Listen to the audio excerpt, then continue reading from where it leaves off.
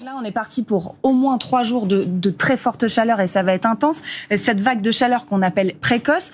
Christophe Cassou, il y a la marque du réchauffement climatique dans ce qu'on est en train de vivre là tout de suite et qu'on va connaître encore dans les prochains jours ? Absolument, et de manière sans équivoque. Aujourd'hui, toute vague de chaleur, l'intensité des vagues de chaleur que l'on connaît aujourd'hui et la fréquence sont attribuables au changement climatique, c'est-à-dire aux émissions de gaz à effet de serre dues aux énergies fossiles, pétrole, charbon, gaz naturel, et puis un petit peu aussi à la déforestation de 10%. Donc en fait, tout ce que nous, on a comme activité qui produit de la chaleur, ça se cumule dans l'atmosphère et ça dérègle tout ça et ça nous amène à des vagues de chaleur notamment. Alors c'est essentiellement le CO2 qui s'accumule dans l'atmosphère et il y a une relation qui est vraiment proportionnelle, qui est directe entre le cumul de CO2 dans l'atmosphère dû à nos activités depuis le début de l'ère industrielle, et puis le niveau de température. Et ce niveau de température, donc aujourd'hui on atteint 1,36 de réchauffement à l'échelle globale, il se traduit par des événements extrêmes beaucoup plus fréquents, beaucoup plus intenses, et puis aussi c'est la marque des vagues de chaleur plus précoces, de manière plus précoce dans la saison. Et des vagues de chaleur en juin ont un impact extrêmement important sur les écosystèmes, à la fois terrestres et à la fois marins. Rester au repos, se mettre au frais le plus possible, même si on comprend bien que c'est compliqué vu la situation. Vous parliez d'adapter, du corps qui s'adapte. Moi, j'ai envie qu'on s'arrête sur ce mot-là de l'adaptation un peu plus largement. Parce qu'effectivement, Christophe Cassou, on va devoir s'adapter, oui, à ce contexte-là qui est là et qui pourrait encore s'aggraver. Mais il n'y a pas que ça à faire. Alors l'adaptation, en fait, c'est une jambe d'un bonhomme, je dirais. La deuxième jambe, c'est l'atténuation. L'atténuation, ça veut dire la réduction des émissions de gaz à effet de serre. Aujourd'hui, on peut dire que la réussite de l'adaptation, elle est conditionnelle à la baisse des émissions de gaz à effet de serre. Dit autrement, on ne pourra pas s'adapter à des niveaux de réchauffement élevés. Si on atteint 4 degrés sur la France, il est clair que l'adaptation, il y aura toujours des Français qui vivront en France, mais l'adaptation se fera avec de la casse. Elle impliquera des transformations majeures. On peut peut-être un petit peu s'adapter à l'échelle des sociétés humaines. Les écosystèmes ne s'adaptent pas. Certains écosystèmes ne s'adaptent pas au changement climatique en cours. Les écosystèmes forestiers, en particulier. Les écosystèmes agricoles.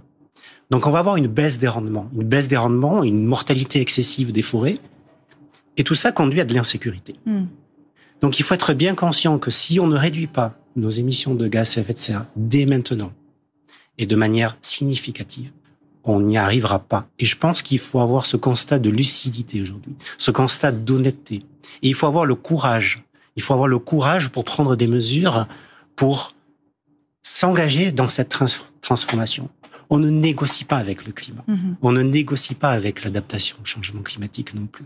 Et aujourd'hui, prétendre s'adapter à prétendre à s'adapter à 4 degrés en France, c'est une illusion, c'est une gageure. Christophe Cassou, rapidement, avant qu'on revienne sur l'étude à laquelle vous avez participé et qui est à la une aujourd'hui, un mot peut-être sur demain, après-demain, dans 10 ans. Est-ce que ça veut dire que ce qu'on est en train de vivre là, et potentiellement aussi des étés très chauds, avec des températures à minimum 35 degrés, ça va devenir la norme ?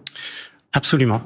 Si on continue à émettre des milliards de tonnes de CO2 dans l'atmosphère, au niveau actuel, en 2050, environ, ce qu'on est en train de vivre aujourd'hui deviendra la norme. Donc ça veut dire que les extrêmes de 2050 seront beaucoup plus chauds que les extrêmes d'aujourd'hui. Ça veut dire que 35 degrés, ça sera notre normalité. 35 degrés, ça sera des étés quasi normaux. Et il y aura des vagues de chaleur qui seront encore plus élevées que ce niveau-là.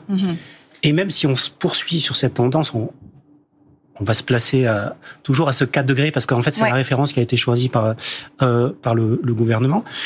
L'été 2022, qui a eu des impacts sanitaires extrêmement importants, des impacts économiques, des impacts agricoles, forestiers, majeurs. Ça se chiffre en termes de PIB, de quelques pourcents de PIB. Cet été 2022 sera un été froid dans une France à 4 degrés. Ça veut dire que l'été qui était chaud en 2022, l'équivalent de cet été chaud dans une France à 4 degrés, je ne sais pas si je suis clair, mais c'est un été à 8 degrés. Donc ça veut dire qu'il y aura des températures supérieures à 50 degrés de manière temporaire, pas tous les jours, mais de manière temporaire. Et il y a des limites. Il y a des limites à l'adaptation. Il y a des limites biologiques à l'adaptation. Et je reviens sur le vivant. On parle beaucoup des sociétés humaines, mais je reviens sur le vivant.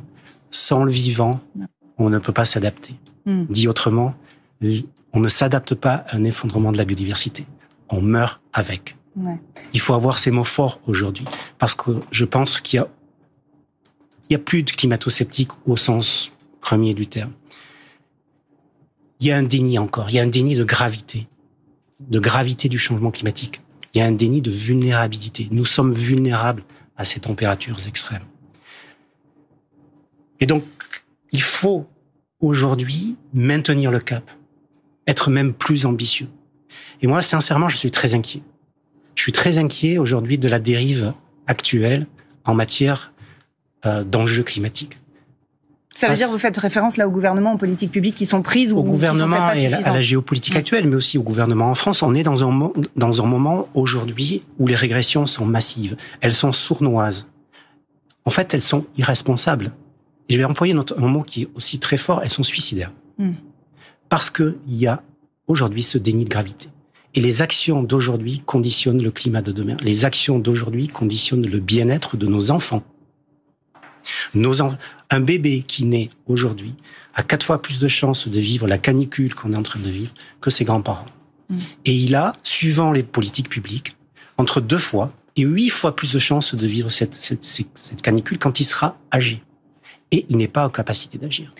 Tout cela, c'est des choses qui ont été établies par les scientifiques et par le GIEC dont on parle, qui est le groupe international de scientifiques qui a mis tout ça au clair. Les gouvernements sont au courant. Il y a régulièrement ce qu'on appelle des COP, donc où on parle de ça et on essaye avec des décisions politiques, normalement, de stopper cette évolution grandissante des gaz à effet de serre. On va y revenir dans un instant parce qu'il y avait notamment l'accord de Paris qui est un accord de référence sur cette question qui va nous intéresser.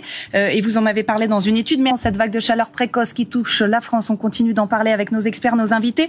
Et on va notamment faire un point précis sur une étude à laquelle vous avez participé, je le disais, Christophe Cassou, avec d'autres co-auteurs du GIEC, donc le groupe d'experts intergouvernemental sur l'évolution du climat. Ce qu'on apprend notamment, et c'est un point important dans cette étude, c'est que l'objectif de limiter le réchauffement climatique à 1,5 degré par rapport à l'ère pré-industrielle, qui était l'objectif de l'accord de Paris, en fait, il est plus vraiment atteignable. Pourquoi ? Parce qu'il y a une dizaine notamment de critères qui sont dans le rouge. On va voir tout cela avec Lounis Kelaf et on en parle ensemble juste après.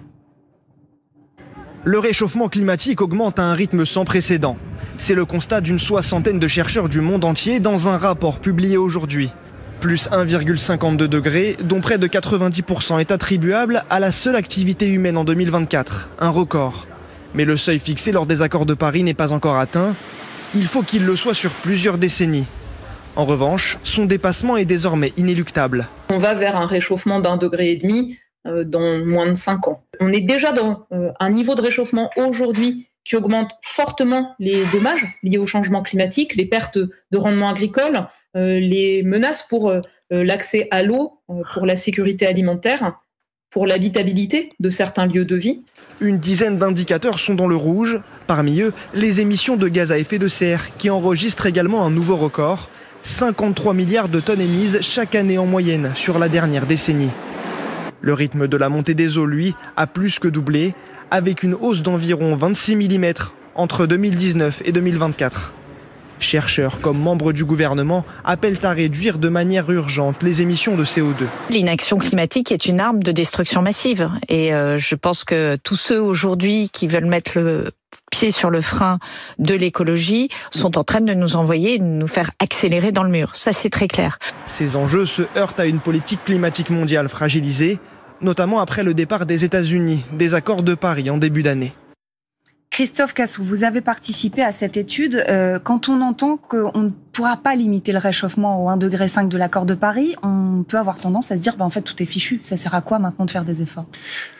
Oui, je pense que c'est important de dire aujourd'hui que cet objectif est inatteignable. Alors, il n'est pas inatteignable géophysiquement parlant. Il est inatteignable parce que on regarde les émissions passées, elles baissent pas. Le CO2, mais aussi le méthane. On n'en parle pas assez souvent, qui est issu des pratiques agricoles et de la combustion des énergies fossiles. Donc, ça baisse pas. Donc, ce seuil de 1,5 degré, il est inatteignable. L'accord de Paris n'est pas mort. L'accord de Paris, c'est un package. Il y avait, dans cet accord, il y a un article qui vise à limiter le réchauffement climatique bien en dessous de 2 degrés, préférentiellement 1,5 degré. Donc, l'accord de Paris n'est pas mort, il reste le cadre. Ce qui est... Est-ce qu'aujourd'hui, quand on dit 1,5 degré, c'est pas atteignable, est-ce que ça veut dire qu'il faut continuer quand même à faire des efforts en fait ? Alors, bien évidemment. Parce que, en fait, je répète un peu ce que j'ai dit au début, le climat de demain dépend de nos émissions d'aujourd'hui. Donc, il ne faut pas que ça soit utilisé comme ou interprété comme une falaise et une chute de cette falaise. Avant, tout allait bien. À 1,49, tout va bien. À 1,51, on est mort. Donc, c'est pas du tout ça. Les impacts du changement climatique croissent avec chaque fraction de degré de réchauffement, chaque dixième de degré de réchauffement. C'est un continuum. Donc, il ne faut pas baisser la garde. Il faut accentuer donc nos émissions la baisse de nos émissions de gaz à effet de serre. Et en tant que, on a tous, je pense, chercheurs, journalistes, un enjeu de communication ici. Un enjeu de communication sur l'efficacité des leviers d'action. Parce qu'il y a aujourd'hui un flot de désinformation qui vise à saper cette transformation et à minimiser l'efficacité de ces leviers de transformation dans la mobilité, dans l'agriculture. Et on a un enjeu d'équité. On a un enjeu d'équité sociale, un enjeu de solidarité. Et dit autrement, lutter contre le changement climatique, c'est établir un nouveau contrat social. Mais c'est à nous, à moi, Lucie Chaumette, de le faire, à vous, Christophe Cassou, c'est au pouvoir public. Enfin, ça passe par quoi, en fait? Ça passe par des grandes directions qui sont proposées et qui sont adoptées par la puissance publique. Qui sont suffisantes aujourd'hui? Qui ne sont pas à la hauteur des enjeux. Puisque si elles étaient à la hauteur des enjeux, le seuil de 1,5 degré pourrait être atteint. Donc aujourd'hui, en fait, vu les émissions passées, et il y a eu de la désinformation aussi sur ces émissions passées, puisque soi-disant on était dans une baisse de réduction qui correspondait à l'accord de Paris. En fait, on n'y était pas, mais on ne négocie pas avec le climat. Les tonnes de CO2 s'accumulent dans l'atmosphère et les canicules deviennent de plus en plus fréquentes. Guillaume, lui, nous demande concrètement qu'a-t-il été fait pour adapter les villes à ces vagues de chaleur ces dernières années et qu'est-il possible de faire à court ou moyen terme? François Jobard ou Christophe Cassou, ou les deux, comme vous voulez. Qui veut répondre en premier? Allez. Je ne suis pas forcément légitime ou spécialiste des arbres. Qu'est-ce qui a été entrepris ces dernières années? Alors, ce qui a été entrepris, c'est la végétalisation. Végétalisation des villes pour créer des îlots de fraîcheur. La ville de Paris a produit une étude qui est extrêmement intéressante, qui s'appelle Paris à 50 degrés. Et Paris à 50 degrés a permis de relever tous les points de vulnérabilité et les points d'exposition à ces canicules. Et on voit que Paris à 50 degrés, en fait, tous les secteurs de vie de Paris à 50 degrés sont touchés. Les transports, qui ne fonctionnent plus, l'approvisionnement en électricité. Donc ça a permis de mettre en place des plans de gestion de risque. En fait, il y a deux niveaux. Il y a la gestion de risque face à une canicule qu'on est en train de vivre, on parle aujourd'hui. Et ensuite, des grands plans d'adaptation pour diminuer l'îlot de chaleur. L'îlot de chaleur, c'est la concentration de chaleur dans les grandes villes. Donc, végétaliser est absolument important. Mais est-ce que ça suffit, la revégétalisation, en fait? Alors, je pense que ça ne suffit pas. C'est un premier pas. En tout cas, c'est sans regret. C'est sans regret aussi pour la biodiversité. Mais ça suffit pas, parce qu'en fait, ça donne l'illusion encore qu'on pourra s'adapter à des villes qui vont être extrêmement chaudes. Une France à 4 degrés avec des villes qui seront autour de 40 degrés de manière récurrente, végétalisation ou pas végétalisation, ça sera très difficile.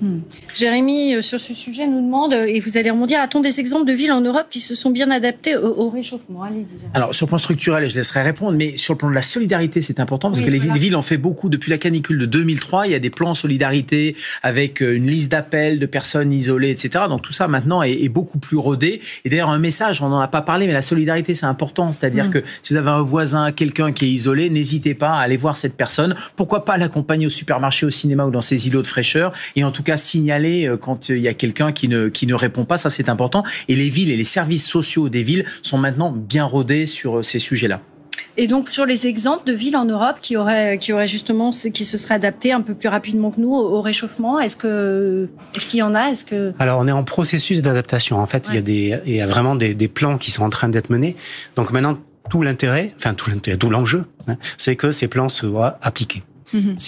Dans le dernier rapport du GIEC, alors c'est pas forcément sur l'adaptation au réchauffement climatique, mais ça pose le cadre. C'est sur l'adaptation à la montée du niveau de la mer, ou l'anticipation de la montée du niveau de la mer. Il y a une étude qui montre en fait comment les différents pays européens, en fait, s'emparent du sujet. Et on voit que donc il y a plusieurs actions, il y a plusieurs étapes dans l'adaptation au changement climatique, dont l'évaluation, la planification, la mise en place des procédures, et puis l'évaluation des mesures qu'on est en train de prendre. Et la France est intéressante, parce que la France, elle est quasiment au top 1, on va dire, dans les premiers, dans la production de plans plans d'adaptation, de réunions pour avoir cet espace délibératif là pour ces plans d'adaptation. Et puis quand on regarde l'implémentation, en fait l'implémentation elle est quasiment à la queue du Donc l'implémentation, c'est le fait de mettre en place. De mettre en place. Vous voulez dire c'est de la com globalement. Voilà. On peut transposer dans beaucoup de domaines, notamment la santé. Et puis elle redevient première dans l'évaluation de ce qui n'a pas été fait. Bah oui. Donc là, il y a vraiment un enjeu aujourd'hui au niveau de la France de prendre au sérieux ces considérations-là, parce qu'on est, et ça c'est une mission de l'État.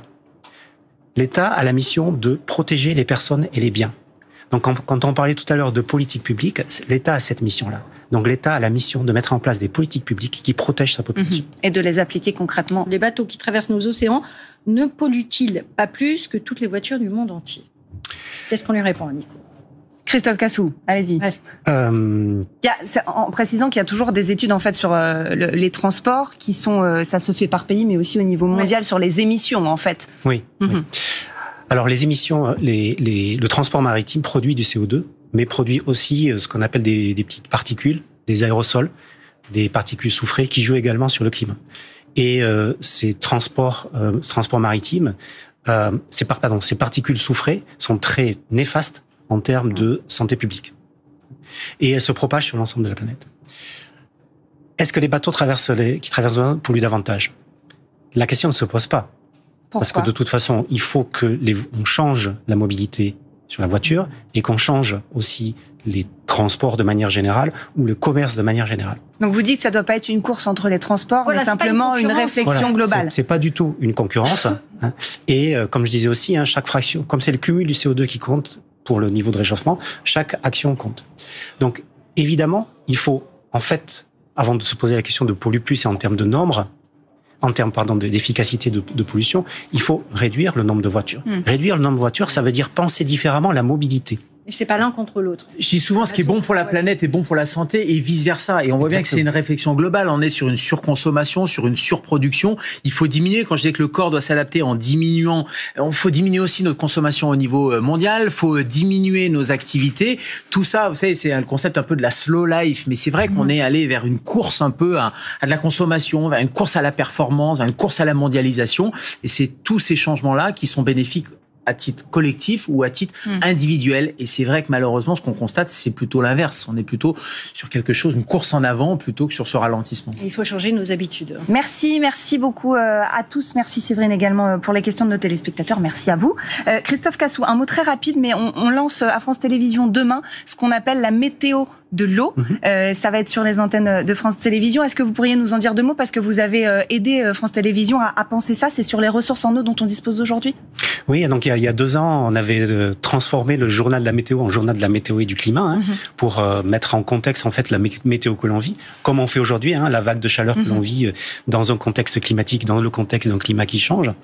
Et 2022 a été un marqueur parce que 2022 a alerté en fait sur le fait que le changement climatique, on appelle ça le réchauffement climatique, c'était pas que de la température, c'était aussi de la ressource en eau. Donc il y a des enjeux qui sont extrêmement importants, des enjeux qui sont tels aujourd'hui qu'on anticipe donc des conflits d'usage dans une ressource qui va diminuer. Donc je pense que c'est extrêmement important d'apporter aux téléspectateurs en fait les faits scientifiques qui soutiennent en fait les discussions autour de ces enjeux de l'eau, de l'eau en termes de ressources en eau, en termes de quantité d'eau, mais aussi en termes de qualité d'eau, parce qu'on parle souvent de la quantité, mais pas forcément de la qualité. Mais si on a une eau de mauvaise qualité, on ne peut pas l'utiliser. Et la mauvaise qualité de l'eau, elle est essentiellement due aujourd'hui aux pratiques agricoles. Et tout ça, vous pourrez donc le retrouver sur les antennes de France Télévisions avec la météo de l'eau, qui suit donc la météo climat. Ce sera à partir de demain, y compris sur France Info. Merci à tous d'avoir été avec nous.